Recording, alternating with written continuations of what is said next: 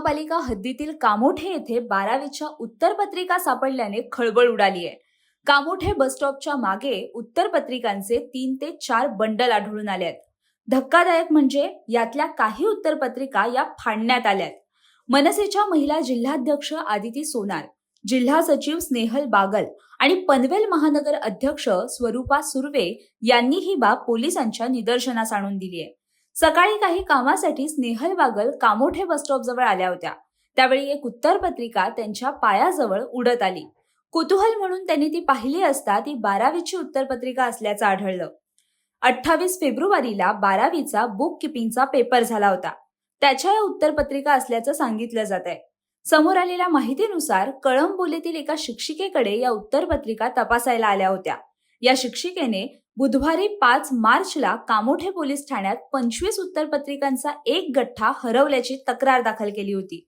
त्यानंतर हा प्रकार उघडकीस आल्याने सर्वत्रच आश्चर्य व्यक्त केले जात आहे. प्रत्यक्षदर्शींच्या सांगण्यानुसार हे बंडल काही विद्यार्थ्यांनी टाकल्याचं सांगितलं जात आहे. सर्वात प्रथम मी तुम्हाला हे सांगेन की माझी सहकारी स्नेहल बागल तिच्या कामासाठी कामोठा बसस्टॉपच्या इथे आली होती. तिला निदर्शनात आलं काहीतरी बंडल पडलंय कागदांचं, जे उडून तिच्यापर्यंत आलं. थोडंसं चौकशी आणि खोदकाम केल्यावर तिच्या लक्षात आलं की हे 12वीचे ह्या वर्षीचे बीकेचे पेपर आहेत, जे कामोठा येथे बसस्टॉपच्या मागे कोणतरी फेकून गेलंय.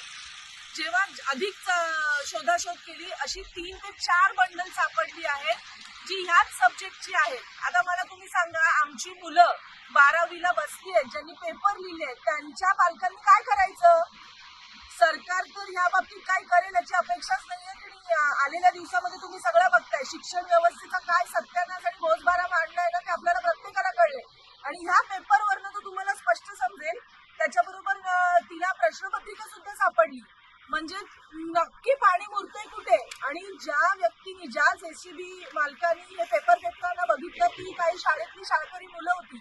त्या माणसांनी बघून न बघितल्यासारखं केलं, कारण त्याला कळलं नाही एक्झॅक्ट काय आहे. पण ते पेपर जेव्हा उडून आले, या मुलींनी इकडे तिकडे चौकशी केली, तेव्हा लक्षात आलं आमच्या की हे 12वीचे ह्या वर्षीचे पेपर आहेत, जी प्रश्नपत्रिका देखील आहे, अर्धे फाडलेले पेपर आहेत. मग मुलांचं शिक्षण येतंय कुठे? मग शिक्षणाचा तुम्ही अट्टास करताच कशाला? 12वीच्या परीक्षा घेतल्या कशाला मग तुम्ही त्याच्यासाठी? असं मुलांचं भवितव्य रस्त्यावर आणण्यासाठी महाराष्ट्र नवनिर्माण सेना हे अजिबात सहन करून घेणार नाही. आणि आता ह्याचं उत्तर शिक्षण मंत्र्यांना नक्कीच द्यावं लागेल. अधिवेशन चालू आहे, अधिवेशन काळामध्ये अशा प्रकारच्या घटना घडल्या. साहेब, अधिवेशन काय देतात? ते अधिवेशन नसतं. अधिवेशनात हा मुद्दा उपस्थित करावा अशी आपली मागणी करायला पाहिजे. म्हणूनच आम्ही पोटतिडकीने बोलत असतो की जिथे महाराष्ट्र नवनिर्माण सेनेचा तुमचा एक जरी व्यक्ती अधिवेशनात असेल ना, तर तुमची सगळी कामं होतात. अधिवेशन कसलं अधिवेशन? यांनी त्याला शिवाय द्यायचं, त्यांनी त्याला शिवाय द्यायचं, यांनी रस्त्यावर बसायचं. हे फक्त खायच्या प्यायच्यासाठीचं अधिवेशन असतं. 8 दिवस मजा मारायचं. ते अधिवेशनाचं आम्हाला तुम्ही सांगूच नका.